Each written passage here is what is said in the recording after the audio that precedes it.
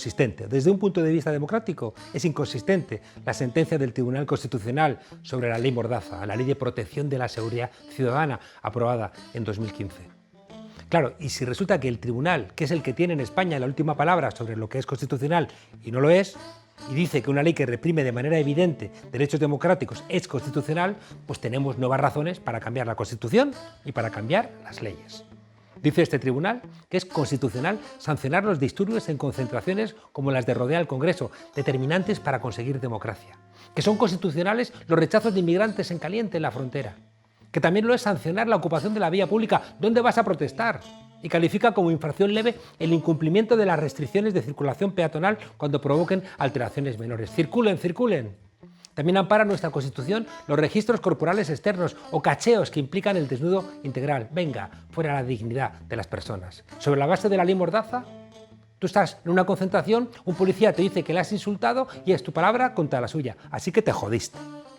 Dice el alto tribunal que manifestarte delante del Congreso, del Senado o de las cámaras legislativas autonómicas, aunque no estuvieran reunidas, produce una desconsideración del símbolo encarnado en las sedes parlamentarias, como ese símbolo fuera la base de la democracia y no los cuidados. Vamos, que cuando un partido como el PP llena de ladrones de lo público el Parlamento, o Vox defiende el franquismo o insulta a las mujeres, ahí no se sufre desconsideración del Parlamento y encima no puedes gritárselo a ver si te oyen.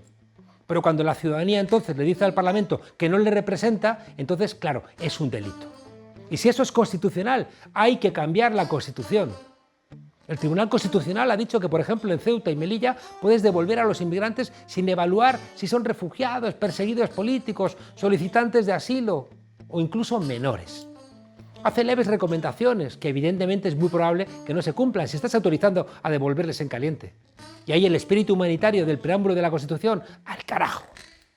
Lo único que ha tumbado el tribunal es lo que tiene que ver con la necesidad de autorización previa para el uso no autorizado de imágenes o datos de autoridades o miembros de las fuerzas y cuerpos de seguridad del Estado. Porque claro, era evidentemente una censura previa. O sea, no podías grabar a policías que están pegando a alguien una paliza. Claro, y eso le ha parecido excesivo al Tribunal Constitucional, sobre todo si es que todavía no lo ha subido a las redes. Dos magistrados progresistas, Cándido Conde Pompidou y María Luisa Balaguer, han anunciado un voto particular.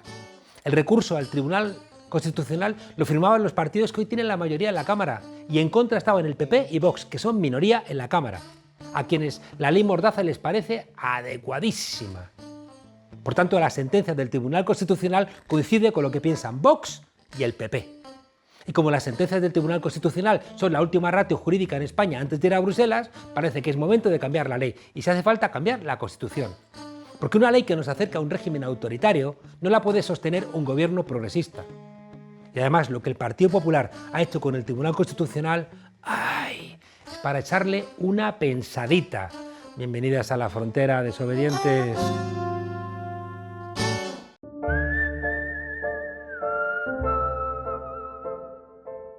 En este país sigue saliendo mucho más caro ir a la huelga que fugarte a Abu Dhabi. Según el artículo 315 del Código Penal, se sancionará con penas de prisión a los piquetes y a quienes actuando en grupo o individualmente coaccionen a otras personas a iniciar o continuar una huelga. Coaccionar tiene múltiples interpretaciones. En el fondo es un aviso a los desobedientes. Cuidadito con llamar esquirol o sinvergüenza al director de una empresa, porque podrías terminar compartiendo celda con Luis Bárcenas o con Rato o alguno de esos canallas. A veces el Estado se empeña en parecerse al del siglo XIX. Óscar Reina, secretario general del SAT, sabe bien de lo que hablo. Estaba citado a declarar en el juzgado número 8 de Sevilla por una huelga de 2017, por un delito entre comillas que va a despenalizar el Congreso. Y es que los señoritos ni olvidan ni perdonan. Nuevos tiempos, dicen. Viejas prácticas contra los activistas y contra los que defendemos los derechos humanos. Me vuelven a citar para el próximo 18 de noviembre por una huelga de hace más de 3 años y medio en Procavi. Me acusan de coaccionar derecho al trabajo. A mí, que lo único que he hecho junto a mis compañeros es defender el trabajo justo para la clase trabajadora. Que me esperen, porque no voy a ir. Hoy hemos querido invitarle a nuestro programa para que nos dé su versión de los hechos. Óscar Reina, buenas noches y bienvenido a La Frontera. Sí, buenas noches, gracias por la invitación. Oye, Óscar, en vez de ir al juzgado, decidiste ir a parar un desahucio. Sí, totalmente, porque en ese llamamiento que dicen que hacen de la justicia, mi moral indica que la justicia estaba hoy con parar un desahucio y no en ir a ninguna institución, a ningún juzgado, donde realmente no se imparte justicia, sino que tristemente se está persiguiendo a quienes defendemos las libertades que aparecen en su Constitución, pero que luego a la hora de la verdad solo cumplen esa Constitución para coartar las libertades. Oye, no vas mal porque lo de Óscar Reina, te acercas a un apellido casi casi dinástico. Si fueras Borbón, igual tendrías mejor fortuna, ¿o cómo lo ves? Bueno, yo he nacido en el pueblo, él ha nacido en otras altas alcurnias, pero desde luego que más allá de la sorna del apellido y de ser un republicano convencido, sí que es verdad que tristemente en esta democracia hay muchas cosas que fallan y sí que nos están castigando a los ciudadanos normales y corrientes, activistas en general, que a diferencia de esos grandes corruptos, de esas élites económicas que representa el Borbón, los Borbones, pues se están saliendo de rosita y como estamos viendo en los últimos días, pues están fugados sin ninguna consecuencia, mientras nosotras, a las activistas, a las que luchamos, pues nos persiguen y nos detienen a diario. Óscar, te acusan de coaccionar el derecho al trabajo, que es un artículo que recuerdo en las discusiones durante la Constitución. Fue una presión, ¿no?, de la patronal para intentar, ¿no?, equiparar lo que era el derecho a la huelga con, bueno, pues con la posibilidad de los empresarios de intentar con sus subterfugios evitar el derecho a la huelga. Claro, es un insulto a la clase trabajadora decirnos que coaccionamos el derecho al trabajo cuando realmente lo que estábamos defendiendo en aquella huelga hace 3 años era precisamente el trabajo digno, el trabajo en condiciones. Y cuando realmente yo no impedí en ningún momento el que se accediera a esos puestos de trabajo como estamos defendiendo públicamente. Simplemente informé del derecho a huelga y no evité en ningún momento que nadie entrara. Pero claro, aquí está la coacción sistémica, aquí está el miente que algo queda, que bien sabéis ustedes y que bien sufrís también en vuestras carnes, y los montajes mediáticos que se apoyan tristemente muchas veces en estas élites judiciales que prefieren perseguirnos a esclarecer la verdad. Y por supuesto están persiguiendo un derecho fundamental que es la libertad de informar y la libertad del derecho a huelga. Da un poco de susto, Óscar, ver a algunos jueces, algunos guardias civiles, algunos policías, algunos medios de comunicación, por fortuna no son todos, pero algunos hay cuyo comportamiento no es ni democrático, ni justo, ni legal, ni compatible con la Constitución. Claro, o sea, ni mucho menos ejemplar, que debieran ser ejemplares. Y lo estamos denunciando en muchos centros de trabajo y por eso nos reprimen. No son ejemplares tampoco en Huelva, y lo venimos denunciando, donde hay actitudes, y quiero aprovechar esta ocasión para denunciarlo, que se parecen más a las antiguas películas del Ku Klux Klan, que hacían referencia al racismo en Estados Unidos, donde realmente se están dando prácticas deleznables hasta límites, como que arden los campamentos de los compañeros migrantes, como que se les vulnera sistemáticamente sus derechos y nadie hace nada cuando todo el mundo conoce esta situación. Sin embargo, eso no se persigue, como no se persigue a la Casa Real impuesta, como no se persigue a los grandes corruptos, y sí se persigue a quienes defendemos la libertad, los derechos humanos y el trabajo digno, y precisamente se nos acusa de que coaccionamos el derecho al trabajo cuando realmente lo que estamos protegiéndolo. Claro, el derecho a huelga, igual que la defensa de los sindicatos, es esencial en momentos de crisis económica como la que arrastramos desde 2008 y sin embargo parece que hay un intento de demonizar, ¿no?, a los sindicatos, de demonizar a los huelguistas, porque algo se teme el capital que puede ocurrir en esta situación donde la tasa de ganancia de esta gente pues, se ve un poco en peligro. Claro, porque si no hay sindicatos de clase, también hay que diferenciar, pero si no hay sindicatos de clase que estén con el pueblo, que defiendan a la clase trabajadora, que estén al pie del cañón como estamos nosotros y otros muchos sindicalismos de izquierda y de base, si no estamos ahí, pues siempre es más fácil para el patrón, para el gran terrateniente, para las grandes empresas, para las grandes fábricas, seguir explotando a diestro y siniestro. Y es lo que estamos viendo. Por ejemplo, en esta huelga que hacíamos alusión del año 2017, en la que me están pidiendo hasta 5 años de cárcel que me pueden caer, esta huelga era contra una factoría, Procavi, que más que un matadero de pavos es un matadero de personas, donde las lesiones abundan y donde lo que tristemente no hay son derechos laborales. Se despide a la gente simplemente por querer sindicarse. Nos ha pasado con nuestros delegados sindicales allí, con Nadia García Camacho. Despiden a la gente por pedir sus vacaciones, por pedir sus derechos laborales. Y esto tristemente es lo que quieren las derechas, las tres, y aquellos que le hacen el juego y que son cómplices de esto. Quieren que no haya derechos laborales y que no nos podamos defender para seguir acrecentando sus beneficios a costa de lo que sea. Todo esto sería mucho más complicado con un poquito más de conciencia. Tú hablas del ciudadano papagayo. Sí, totalmente. Hay un prototipo de ciudadano papagayo, esto no lo invento yo, lo escuché hace mucho tiempo en algunas de las canciones que nos regalaron el grupo Escape y tristemente es la realidad. El ciudadano prototipo que evidencia de que el sistema capitalista obtiene su fruto a través de sus televisiones. Por eso medios como el vuestro son muy importantes para desmontar este sistema perverso de la manipulación sistémica de las mentes de los ciudadanos. Hay un ciudadano prototipo que se piensa que solo con la bandera española, va a llenar su frigorífico todos los días, que se piensa que aquellos que se ponen pulseritas de España son los que los representan, cuando realmente solo quieren esas pulseritas de España para seguir defraudando en sus paraísos fiscales. Tristemente es ese ciudadano papagayo el que sostiene gran parte de esta sociedad y ahí nuestra labor también de generar contradicción, de generar conciencia, de fomentar la pedagogía y de luchar para que algo quede, para que quede una huella que sea capaz de servir de ejemplo y que cada vez menos haya esos ciudadanos papagayos. Somos conscientes, Óscar, de que el gobierno de Susana Díaz en Andalucía estaba agotado y estaba ya reproduciendo prácticas más típicas de la derecha que de un partido que se llama socialista. Sin embargo, con el trifachito gobernando en Andalucía, parece que las cosas, aunque fuera difícil de creer, han empeorado. Sí, tristemente es así. Aquí veníamos de un desastre de 40 años de sostenimiento de unas políticas perversas, de enchufismo, le decíamos la PSOE, fábrica de enchufar con dinero público a corruptos, y tristemente esto se ha endurecido todavía más con las prácticas neofascistas de esta gente. Aquí el fascismo venció, asesinaron a cientos de miles de andaluces, asesinaron a Blas Infante, a García Lorca, que todavía no sabemos dónde están, y eso todavía se perpetúa. Y el cambio no solo no vino por la izquierda, sino que tristemente vino por la derecha. Tendremos que ver qué hicimos mal las izquierdas, qué hicimos mal los movimientos de base y populares para quitar a estas derechas de ahí y que ya no solo no esté el PSOE, sino que realmente sea el pueblo organizado el que dé alternativas al pueblo. Puede ser, Óscar, casi para despedirnos, que lo que hacen mal las izquierdas es vivir en un discurso maximalista, utópico y alejarse de la realidad. Es decir, que no ofrecer a la ciudadanía cosas concretas más allá de la protesta, sino que medidas concretas que les permitan identificar que su vida va a mejorar votando a las fuerzas de izquierda. Sí, puede ser. Yo pienso y confío en que la mayoría de las personas somos buenas, aunque hay algunos energúmenos que no, de los que hemos comentado anteriormente.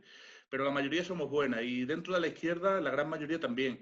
Lo que ocurre es que muchas veces entramos en esos egos particulares, en esos, como tú bien decías, programas maximalistas de muchísimos puntos que luego son muy complicados de concretarle a la gente, de que le llegue al pueblo llano, y lo que realmente hace falta unirnos en unos cuantos puntos importantes, reformas laborales, leyes mordazas, que liberten al pueblo trabajador y que sirvan también como ejemplo para poder seguir generando conciencia y que, por supuesto, generen un mejor futuro, una mayor democracia y generen un sistema más sostenible del que tenemos actualmente, que tristemente no lo es. En Andalucía, sin embargo, lo que vemos es que la derecha se une y la izquierda cada día se fragmenta más. Sí, estamos en un proceso de atomización de las izquierdas y eso lo pagamos. Cuanto más divididos estamos, cuanto menos organizados estemos, pues tristemente más nos van a castigar aquellas personas que continuamos en la calle. Y Vox montando un sindicato. ¿Cómo? No te entendí. Vox montando un sindicato. Sí, claro. Ellos que han renegado tanto de los sindicatos, ahora quieren un sindicato. Como aquellos que renegaron tanto de la pública, luego corren llorando a la pública cuando vienen las pandemias, cuando vienen las epidemias. Es su contradicción, la contradicción de siempre, que ensalzan la democracia cuando les conviene para robarle a la democracia, quieren la libertad de sus privilegios, pero no la libertad de los pueblos y de las personas. Óscar Reina, secretario general del Sindicato Andaluz de Trabajadores, al cual la justicia, que no sé si siempre merece ese nombre, persigue por querer defender el derecho de todo ser humano a un trabajo digno. En vuestro sindicato defendéis la utopía. ¿Esa utopía cómo es? ¿Tiene los pies en el suelo o es solamente, como decía Galeano, eso que nos sirve para ponernos en marcha?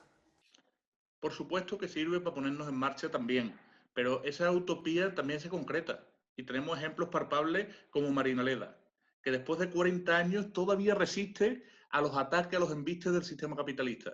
O como estamos haciendo en otras ocupaciones, como la finca de Somonte, que todavía pertenece, después de 9 años de ocupación nuestra, a la Junta de Andalucía, pasando por gobiernos del PSOE, el gobierno actual de la derecha, y seguimos allí, trabajando, cultivando, defendiendo que otro mundo mejor es posible. Por supuesto que cuesta, vienen detenciones, vienen multas, hacen que seamos el sindicato más represaliado de toda Europa, pero aquí estamos, asumiendo las consecuencias, dando la cara, porque las causas por las que luchamos son difíciles, pero tan justas y necesarias que tenemos que conseguirlas.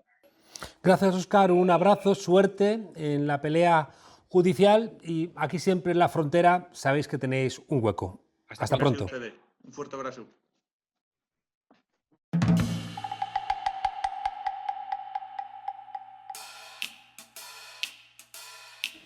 En las últimas semanas, varios medios afines al gobierno de Díaz Ayuso en Madrid han anunciado que estamos ante un milagro sanitario debido al aparente descenso de casos de COVID-19 en la comunidad. Pero, ¿hasta qué punto son fiables esos datos? Para hablar de este tema y del recurrente ataque a la sanidad pública por parte del PP madrileño, hemos hablado con Carlos Cajigal Neira, experto en metodología y diagnóstico, con Amparo Botejara, médico del Hospital San Roque de Badajoz, con Marciano Sánchez Baile, portavoz de la Federación de Asociaciones en Defensa de la Sanidad Pública, y Fernando Lamata, médico y exvicepresidente de la Junta de Comunidades de Castilla-La Mancha. Si os fijáis, porque los datos están ahí, los informes son públicos y los datos también son oficiales, en cuanto se mete en confinamiento la capital, Madrid pasa de hacer 155.000 test semanales a hacer la siguiente semana 90.000. Obviamente, si se hacen menos test hay menos positivos. Es recomendable, sobre todo a los pacientes que tienen sintomatología. Lo que está menos indicado son test masivos sin rastrear el entorno de los pacientes porque la fiabilidad es muchísimo menor. Pero ahora mismo los test que estamos utilizando en pacientes con síntomas pues nos están dando buenos resultados. La gestión del coronavirus por parte de la presidenta Ayuso ha sido de todo menos milagrosa, ocurrente un rato. Una constante ha sido la adulteración de los datos como una estrategia de lavado de imagen, igual que ocurrió con el anuncio de la construcción del hospital de pandemias en Valdebebas, urgido sobre todo por construir un relato milagroso. Inaugurar un hospital permite un gran aparato escénico, ¿no? Pero la realidad que hay por detrás es que, por ejemplo, los hospitales que hizo la señora Esperanza Aguirre no supusieron un mayor número de camas hospitalarias en la Comunidad de Madrid. Después de abrir los hospitales, el número de camas disponibles para la población era menor. El hospital que ahora abre la señora Ayuso, como no ha contratado personal nuevo, sino que lo que va a utilizar son traslados de personal que ya está trabajando en los hospitales de gestión pública en la Comunidad de Madrid, en esos hospitales supondrá disminución de camas, con lo cual al final volveremos a encontrarnos otra vez con lo mismo. Evidentemente no es el tiempo de inaugurar nuevos hospitales. Hemos quedado y se ha hablado hasta la saciedad que era el momento de reforzar los servicios de atención primaria, no de abrir hospitales nuevos que sus funciones no estaban nada aclaradas. Había que rastrear, había que reforzar la atención primaria. Hemos tenido todo el verano para hacer esa planificación y no se ha hecho. Y ahora estamos en una situación verdaderamente pues, lamentable, con los profesionales pues, quemados y la población pues, no está recibiendo la atención que se debería dar. El Partido Popular en Madrid no ha hecho más que ponerle barreras a los profesionales sanitarios desde el inicio de la pandemia. ¿Qué sentido tiene que por un lado se recorte en material médico y por otro se abra un nuevo hospital, eso sí, faraónico, imitando aquellas grandes obras de Gallardón? ¿Por qué se recortan 400 camas en el Gregorio Marañón? Y personal, ¿por qué? Es un hospital de referencia con unas infraestructuras enormes. Se le recortan 400, está ahora no sé si en 1.300, llegó a tener 1.800 y empezó con Aguirre. ¿Por qué? Ahora un hospital nuevo si tenemos alas enteras de hospitales que están cerradas. La pandemia no ha hecho más que radicalizar el desmantelamiento de la sanidad pública que lleva ejerciendo el PP en Madrid desde tiempos de Esperanza Aguirre. Madrid siempre ha sido el laboratorio de los experimentos neoliberales. Bueno, el sector privado sanitario creció de forma importante con el Partido Popular. La relación entre la sanidad privada o la privatización de la sanidad pública empezó y tuvo un gran auge con el Partido Popular. Hay múltiples ejemplos, pero vamos, el ejemplo más claro fue cómo se utilizó la crisis del 2011 para aprovechar esa situación y con ese pretexto pues dejar que grandes multinacionales se pudieran asentar en nuestra sanidad pública. Tenemos el ejemplo de Fresenius, que Fresenius es una multinacional alemana y esa multinacional alemana, por ejemplo, propietaria de todos los quirones, ha ido aumentando sus beneficios año a año de forma extraordinaria. Ahí están los datos para quien quiera verlos. ¿Eso cómo se consigue? Pues deteriorando los servicios de la sanidad pública. No hay otra manera de hacerlo. El ejemplo es muy gráfico para quien tenga interés. Tenemos también un ejemplo recientemente en la Comunidad de Andalucía, cómo en la Comunidad de Andalucía se han llevado a ver el cambio de gobierno del Partido Popular, las listas de espera, pues en lugar de ser gestionadas por la sanidad pública, pues se han derivado directamente a la sanidad privada, que es la puerta de entrada que tiene siempre la sanidad privada. Es muy fácil, se hacen largas listas de espera, entran a echar una mano, como ellos dicen, a la sanidad pública y así poco a poco se va haciendo el traspase de los servicios públicos a los privados. Hay un componente ideológico, es decir, hay determinadas posiciones que piensan que la mejor forma de gestionar y de proveer cualquier tipo de servicio es el sector privado, ¿no? La ideología viene de Margaret Thatcher, de Reagan, o sea que viene de hace mucho tiempo, ¿no? Luego hay otro componente que tiene que ver con los grandes intereses económicos. El sistema sanitario público en España pues, mueve alrededor de unos 60-70 mil millones de euros anuales y evidentemente hay muchas empresas que piensan que ahí se pueden conseguir beneficios muy sustanciosos, ¿no? Por increíble que parezca, antiguos consejeros de sanidad del Partido Popular forman ahora parte de los consejos de administración de empresas privadas como Asignia Infraestructuras, encargada de la gestión del Hospital Público del Tajo. Vamos, que por un lado dirigen desde lo público las privatizaciones y por otro lado, cuando ya están privatizadas, gestionan los dineros que produzcan esas turbias maniobras. Tenemos un consejero, un antiguo consejero de Sanidad que todos conocemos, llamado Lamela, donde cuando termina su carrera política sabemos dónde termina trabajando, laboratorios privados. Yo lo llamo pseudo libre mercado, porque se están privatizando gestiones y servicios que nos están saliendo mucho más caros a los madrileños. La privatización de la sanidad madrileña con el Partido Popular avanza sin que parece que nada pueda frenarla. A pesar de que está de sobra demostrado que sale mucho más cara y funciona infinitamente peor. Bajo los gobiernos del PP parece que la privatización de la sanidad madrileña avanza sin ningún tipo de freno. Y eso que está de sobra demostrado, que sale mucho más cara y funciona infinitamente peor, pero alguien se enriquece. Los test en las farmacias son ahora otra vuelta de tuerca en esa privatización encubierta que pretende el Partido Popular. Cada vez más se ha ido haciendo cesión a la gestión privada vía conciertos o concesiones. Y así, desde el año 2002, más o menos, hasta ahora, pues ha pasado de ser un 5% del gasto sanitario público a ser más del 10% del gasto sanitario público. De unos 200 millones de euros al año a más de 800 millones de euros al año. La situación es tan calamitosa que han sido los propios profesionales sanitarios quienes han votado por los pies buscando conseguir mejores condiciones laborales fuera de la Comunidad de Madrid. Los sanitarios, los médicos y los profesionales, los médicos, la enfermería se está yendo fuera de España, pero desde que se inició la crisis más que nunca. Lógico, porque estamos dando contratos precarios, contratos de 3 meses, en unas situaciones que lo que hacen es que los profesionales se marchen. Se está diciendo que no tenemos profesionales ahora mismo en la sanidad pública, que hay carencia de profesionales. Que den contratos de calidad, verá como no hay problemas de profesionales. Hemos estado durante este verano siguiendo, dando contratos precarios, sabiendo lo que estaba pasando. Es más, en plena crisis en Madrid, inmediatamente de finalizar, pues se ha despedido a los profesionales, inmediatamente. Entonces, pues la gente se marcha fuera.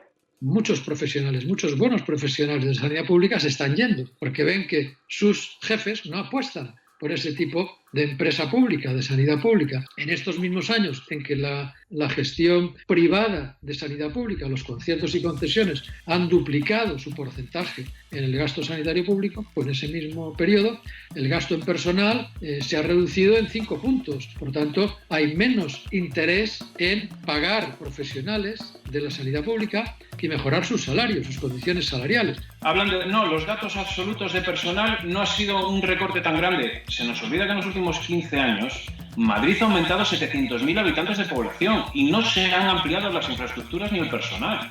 Quien diga que no ha habido recorte, lo que ha habido es recorte brutal. Solamente el crecimiento poblacional había que haber aumentado todas las infraestructuras y el personal, pues a lo mejor entre un 20 y un 30%.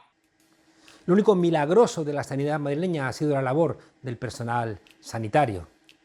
Toda esta gente, a pesar de la falta de medios, están salvando a la población en mitad de una pandemia histórica.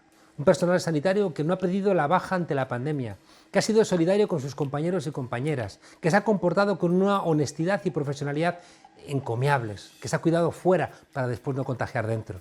El Gobierno de la Nación ha proporcionado a la Comunidad de Madrid más dinero del que hacía falta, del que era necesario para comprar test masivos, equipos de protección para el personal sanitario, para contratar rastreadores. Esto se estima entre 400 y 500 millones de euros al año. Y a Madrid le han llegado más de 1.500. Por lo tanto, esto hay que hacerlo ya. Y dejarse de ese hospital de pandemia, que es un gasto innecesario y que no va a resolver el problema que estamos hablando. En principio, las medidas que se toman en base a identificación de casos, al confinamiento de las personas, al rastreo adecuado, eso es lo idóneo, ¿no? El uso de las medidas que están divulgadas entre la población es lo que está en nuestras manos de momento hacer. Ahora, los servicios sanitarios, tenemos un ejemplo muy claro, que es Melilla, ¿no? Si tenemos un índice de recursos, de camas, de respiradores tan escasos, pues esa estructura sanitaria se va a colapsar inmediatamente. Pero como pasó inicialmente en el mes de marzo, en la estructura sanitaria que teníamos, no estábamos preparados. Pero es que ahora sí teníamos que estar preparados. Y tenemos el ejemplo, por ejemplo, pues esto de Melilla, con una estructura totalmente precaria, que en el momento en que hay más diseminación, más patología que tiene que ingresar, pues ya los recursos los tenemos colapsados. De nuevo, como siempre con el Partido Popular, la corrupción planeando por encima de este gobierno. Lo que ellos llaman milagro, otros lo llaman maquillaje. Ocultar la realidad de unas políticas donde el negocio sigue primando sobre la salud. Solo así podemos explicar una gestión tan sumamente deficiente, tan errática, tan en zigzag. Y por eso también las extremas sospechas, sobre todo aquello que se realiza en términos sanitarios en el gobierno de Díaz Ayuso Madrid. Porque cuando prima el negocio, terminas formando parte de esa política que aumenta las desigualdades y que termina matando a 71.000 personas en España que no tenían que haberse muerto.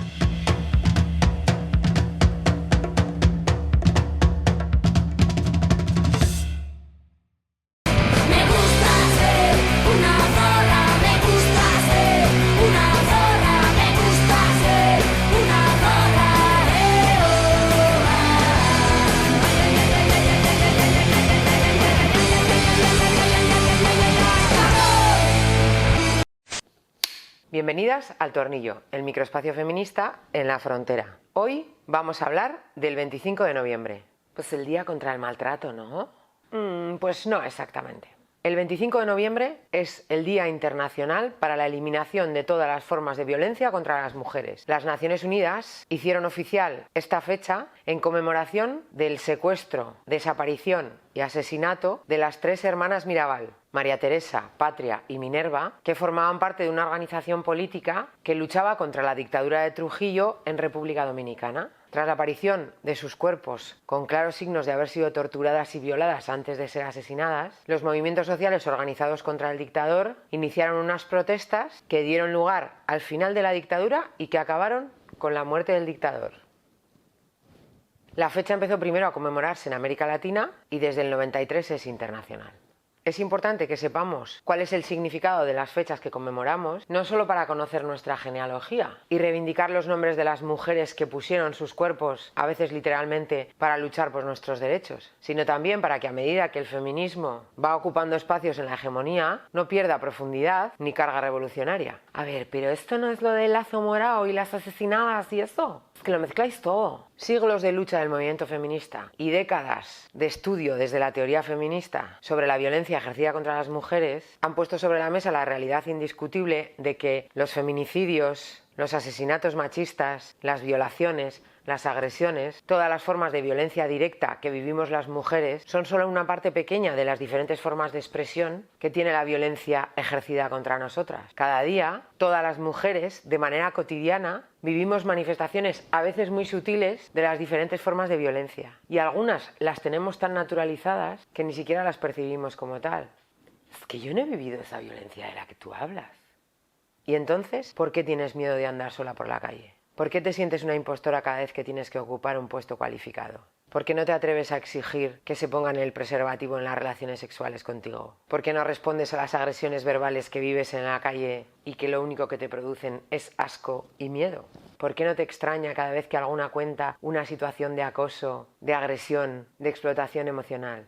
Esta sociedad patriarcal ha naturalizado que los cuerpos marcados como mujeres estamos expuestos a una violencia constante cuyo objetivo último es que permanezcamos en la posición de dominación que el sistema nos reserva sin quejarnos. El 25 de noviembre es un grito por todas las que han vivido, viven y vivirán diferentes expresiones de violencia en sus cuerpos hasta que nos plantemos todas, nos quejemos de todo y paremos todas las formas de dominación, violencia y explotación que se ejercen sobre los cuerpos de cada una y sobre los de todas. Para algunas ya vamos tarde. Hoy os dejamos con una frase de Rita Segato. En el cuerpo de las mujeres se inscriben nuevas formas de dominio y soberanía. Es una violencia pública, sistemática, impersonal, en la que grupos criminales establecen un control sobre el territorio que se expresa públicamente a través del sometimiento del cuerpo de las mujeres. Hasta la próxima vez que nos dejen salir.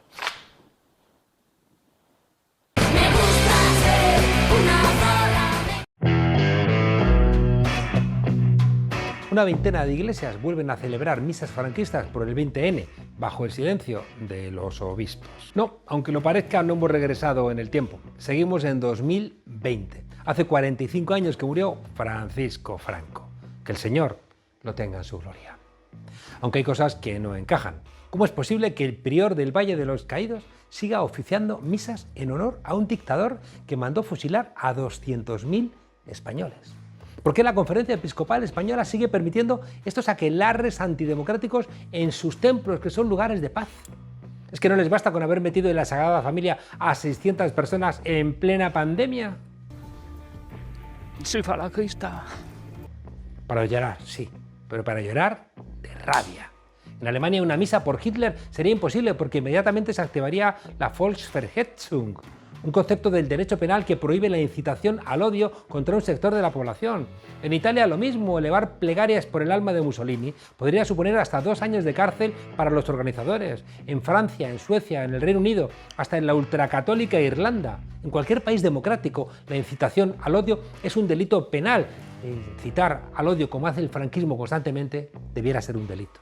Con la guerra del abuelo, con las fosas de no sé quién, con la memoria histórica. Y por eso propondremos en las Cortes una ley de concordia. La concordia para Pablo Casado es mirar para otro lado, cuando, por ejemplo, la familia Franco quiere expoliar el Pazo de Meirás. Reconciliación para el Partido Popular es que la Fundación Francisco Franco siga chupando dinero público, quizá porque su fundador trabajó para Franco.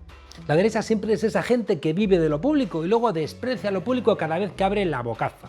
Como el diputado de Vox, Gil Lázaro, toda la vida en el Parlamento y siempre rajando en contra de lo público. Y una de dos, o es un lelo que no sabe ni siquiera lo que dice, o es un jeta de aquí a Pernambuco, y me inclino por lo segundo. Lo demostraron hace un par de años con la resolución del Parlamento Europeo también, sobre la violencia neofascista, que señalaba a organizaciones, partidos y asociaciones españolas. ¿Qué hizo el Partido Popular? Pues votar en contra. Sí, los de Pablo Casado votaron en contra de las enmiendas que ponían el foco sobre la Fundación Franco, sobre el Valle de los Caídos, sobre el hogar social. Se ve que esto de la democracia no ha terminado de calarles. Ellos siguen yendo por libre. Porque no hay tutelas, ni hay tutías. La excepción española ha provocado que en lugar de perseguir los crímenes del franquismo, una ley de amnistía permitiera todo lo contrario. Que torturadores como Billy el Niño paseara libremente por las calles, que un condenado por los 5 asesinatos de la calle Atocha pueda cumplir solamente 10 meses en vez de los 10 años que aún le faltan. Franco murió hace 45 años, pero el fantasma del franquismo sigue aún vivo en nuestra sociedad, es lo que llamamos franquismo sociológico. Sigue vivo en Vox y en ese odio que van sembrando allá donde pisan, el odio a las mujeres, el odio a los homosexuales, el odio a los sindicalistas, a los trabajadores, a la izquierda en general. Sigue vivo en el rechazo del PP al gobierno de coalición. No permiten que estén en los asientos azules fuerzas políticas situadas a la izquierda. Sigue vivo en las mentiras constantes que expresan los medios de comunicación sin ningún reparo. Medios de comunicación que prefieren faltar a la verdad antes que perder la ocasión de disparar contra el gobierno. Sigue vivo en ese franquismo sociológico que lo expresan los jueces que patean el espíritu de la Constitución con tal de apuntalar el autoritarismo. Y sigue también vivo, claro, en la Iglesia. En una Iglesia que quiere controlar la educación, que quiere inmatricular edificios públicos, que quiere meterse en nuestras camas y que quiere adoctrinar a la ciudadanía en la COPE o en cualquiera de esos medios de comunicación donde meten el dinero que les das cuando pones la X en la declaración de la renta. Bueno, el dinero que queda después de pagar a Carlos Herrera.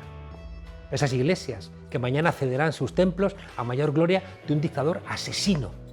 Quizá debieran pensar en los crímenes cometidos en su nombre, en las víctimas. Eso sería lo justo, lo cristiano y lo demócrata. Aunque las víctimas del franquismo, para la derecha, incluida la derecha eclesiástica, en verdad, no son víctimas. Dicen que en el castigo lleva la penitencia. Así que cuidado, desobedientes. Hasta la semana que viene.